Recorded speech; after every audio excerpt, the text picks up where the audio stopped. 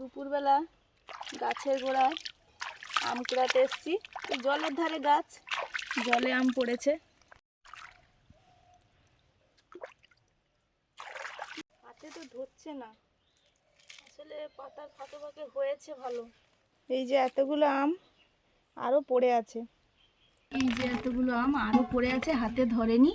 যা রোদের তেজ, আম আর কি থাকবে, সব ঝরে পড়ে যাবে। তাহলে হয়নি ভালোই হয়েছে তো। হ্যাঁ হ্যাঁ, মনে হচ্ছে যেন আমগুলো হালকা হালকা পেকে গেছে। আম ছাড়িয়ে নিচ্ছি, কচি আম। এই কচি আমকে আমরা চোনা আমও বলি।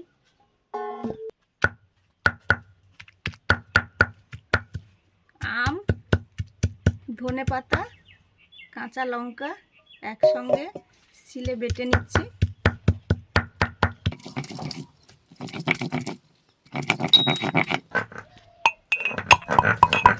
ভাজা জিরে গুঁড়ো করে নিচ্ছি। বাটা হয়ে গেছে। আম, ধনেপাতা আর কাঁচা লঙ্কা বড় বাটিতে নিয়ে নিলাম।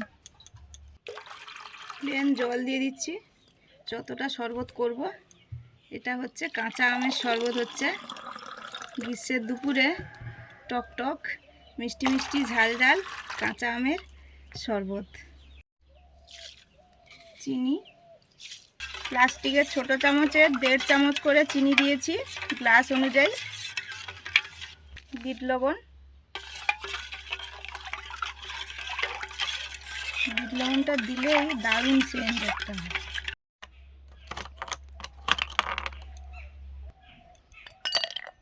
আইস কিউব দিয়ে দিচ্ছি।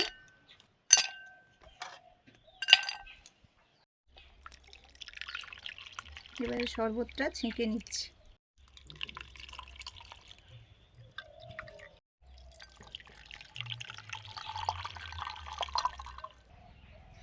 জিরে গুঁড়ো,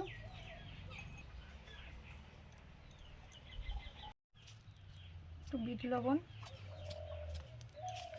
তৈরি হয়ে গেল টক মিষ্টি ঝাল আমের শরবত, কাঁচা আমের শরবত। ঠান্ডা ঠান্ডা।